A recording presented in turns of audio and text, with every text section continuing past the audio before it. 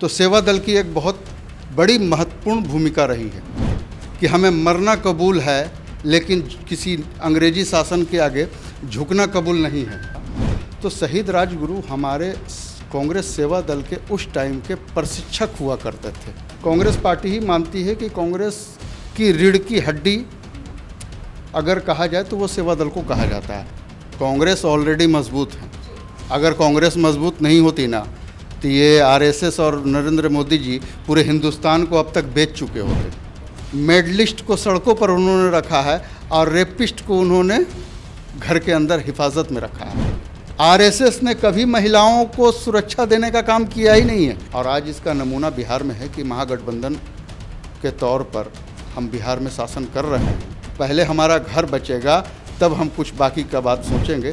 कांग्रेस को वो हर एक व्यक्ति में वो प्रधानमंत्री का चेहरा दिखता है जो आज राष्ट्र को बचाने का काम करेगा। जब उनके राज्य में एक चाय वाला प्रधानमंत्री बन सकता है तो हमारे तो ये नीतीश जी का इतना कई दशकों का अनुभव का शासन रहा है उनका। नमस्कार, आप देख रहे हैं देशवा न्यूज और मैं हूं आपके साथ दक्षा प्रिया। आज हमारे साथ बात करने के लिए कांग्रेस सेवा दल के बिहार प्रभारी अफरोज खान साहब मौजूद हैं। इनसे बातचीत करते हैं। सबसे पहले सर, आपका स्वागत है देशवा। जी, बहुत बहुत धन्यवाद आपका और आपके चैनल का। सर, बात करते हैं कांग्रेस सेवा दल की। कांग्रेस सेवा दल के आप बिहार प्रभारी हैं। किस तरीके से 2024 के लिए मजबूत कांग्रेस को करने में सेवा दल लगा है ताकि 2024 में प्रधानमंत्री नरेंद्र मोदी को बाहर का रास्ता दिखाया जा सके? देखिए, आपने दो क्वेश्चन पूछा है कि किस तरह से कांग्रेस सेवा दल को बिहार को मजबूत। तो सबसे पहले मैं बताता चलूँ आपको कि कांग्रेस सेवा दल की जो स्थापना हुई थी ये 28 दिसंबर 1923 को पद्मश्री डॉक्टर एन.एस. हार्डिकर के द्वारा की गई थी और आज़ादी के पहले की यह संगठन है। आज़ादी की लड़ाई में अगर आप इतिहास उठाकर देखेंगे तो सेवा दल की एक बहुत बड़ी महत्वपूर्ण भूमिका रही है।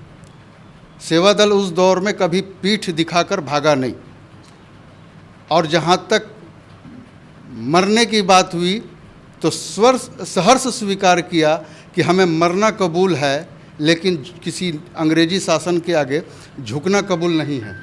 इसी का एक जीता जागता मैं एक उदाहरण स्वरूप आपको देता हूँ कि आपने शहीद राजगुरु का नाम सुना होगा, जिनको फांसी पर एक साथ जो शहीद राजगुरु सुखदेव और भगत सिंह को लटकाया गया था।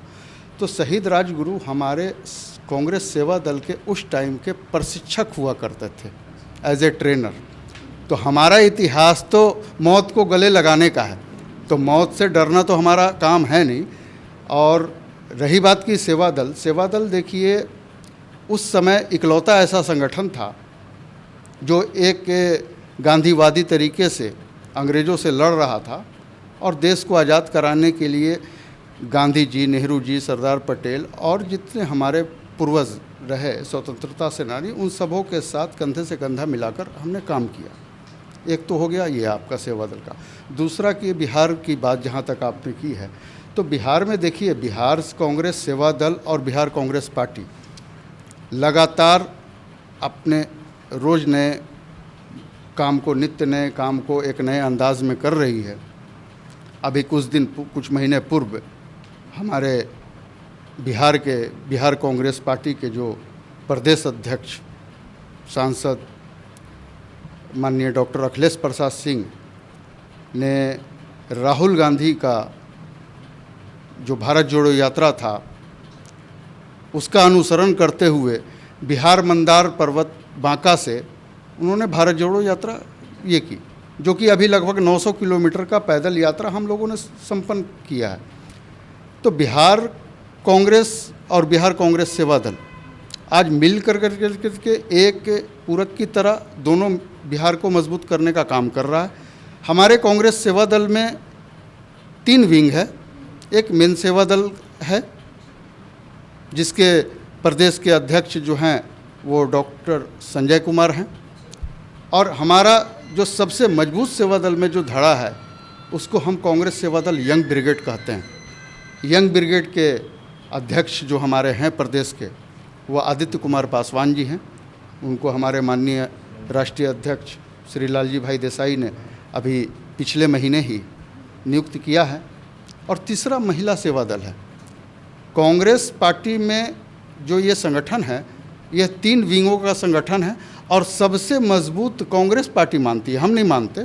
कांग्रेस पार्टी ही मानती है कि कांग्रेस की रीढ़ की हड्डी अगर कहा जाए तो वो सेवा दल को कहा जाता है। और बात भी सही है कि जिस विंग के अंदर ऑलरेडी 3 विंग हों तो वो अपने आप में मजबूत होता है। बिहार में हम एक नया कर रहे हैं। आदित्य कुमार पासवान जो यंग ब्रिगेड के प्रदेश अध्यक्ष हैं, इसी पे मैं आने वाली थी सर, यही मेरा सवाल था। यंग ब्रिगेड की जहाँ तक आपने बात कही कि सबसे मजबूत यंग ब्रिगेड है जो विंग है, तो यंग ब्रिगेड जो विंग है आपका, ये किस तरीके से पॉलिटिकली अभियान चला रहा है कि कांग्रेस जो है वो मजबूत हो सके, अपने आप को स्टैंड कर सके बिहार? देखिए, कांग्रेस ऑलरेडी मजबूत है। अगर कांग्रेस मजबूत नहीं होती ना तो ये आरएसएस और नरेंद्र मोदी जी पूरे हिंदुस्तान को अब तक बेच चुके होते। ठीक है, इनका एजेंडा आरएसएस का एजेंडा ही है। अगर आप आरएसएस के संविधान और इतिहास को उठा कर पढ़िएगा तो इनका शुरू से ही ये चलन है कि जब भी हमारी सत्ता आएगी, हम देश के अपने चंद चहेतों को, जो 2-4 होंगे उसमें से, उनको ही राष्ट्र की संपत्ति हम सौंपने का काम करेंगे और बाकी लोगों को बंधुआ मजदूर की तरह। ये हम नहीं कर रहे हैं, ये आरएसएस के भी किताबों में लिखा हुआ है, आप पढ़ने को आपको मिल जाएगा। तो अब यंग ब्रिगेड बिहार कांग्रेस सेवा दल जो आदित्य कुमार को बनाया गया है, इनके नेतृत्व में पूरे बिहार में बहुत जल्द 2-4-10 दिनों के भीतर में पूरी कार्यकारिणी का गठन हो रहा है। और बिहार यंग ब्रिगेड का काम दलितों के लिए, मजदूरों के लिए, बेरोज़गारों के लिए, महिला सुरक्षा के लिए, जो कि आज मोदी जी के शासन में तार तार हो रहा है। देश की मेडलिस्ट बेटियां जो हैं आज सड़कों पर हैं और मेडलिस्ट को सड़कों पर उन्होंने रखा है और रेपिस्ट को उन्होंने घर के अंदर हिफाजत में रखा है। तो देख लीजिए उनकी मानसिकता कहाँ जाती है कि मेडलिस्ट रोड पर है और रेपिस्ट उनके सुरक्षा में है।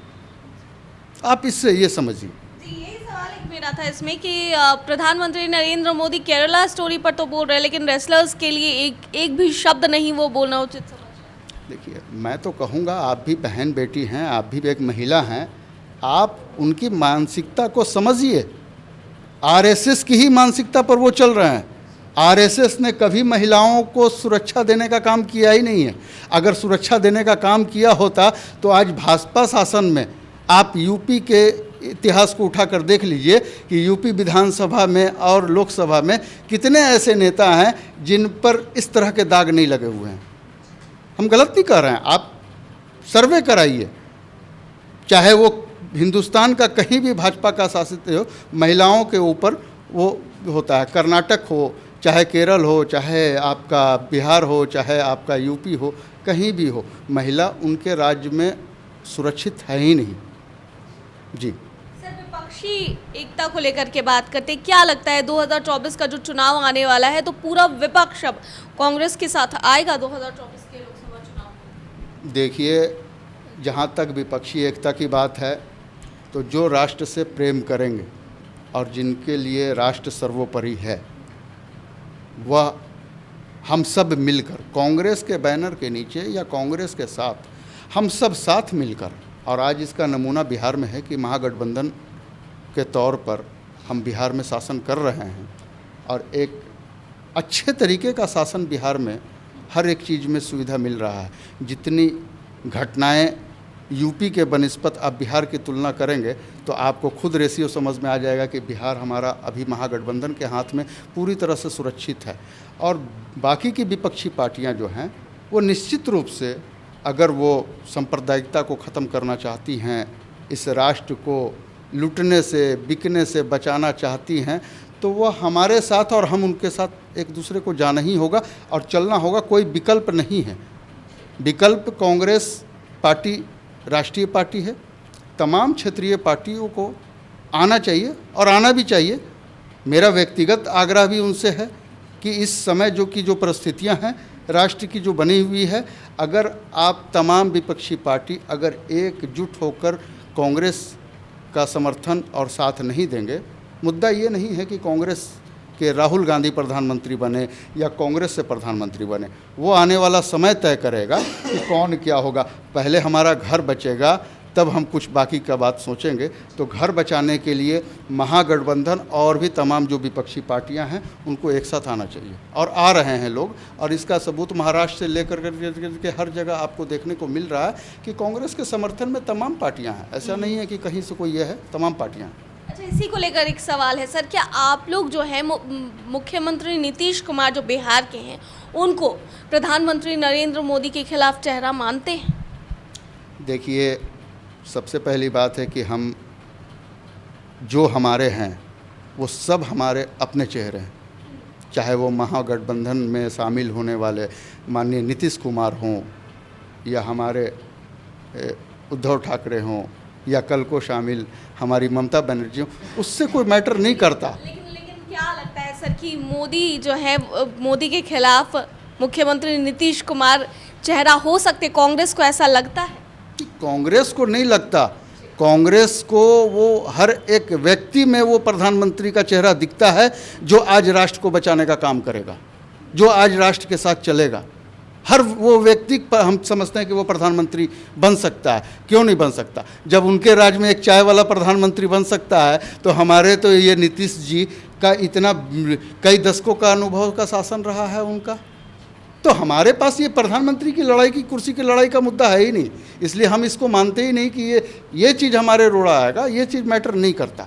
मैटर है कि अब राष्ट्रीय नेतृत्व और तमाम राष्ट्रीय नेता की सहमति आपस में जिस चीज़ पर बनती है, महागठबंधन उस पक्ष पर चलने को तैयार है। बहुत बहुत धन्यवाद सर हमसे बात करने के लिए।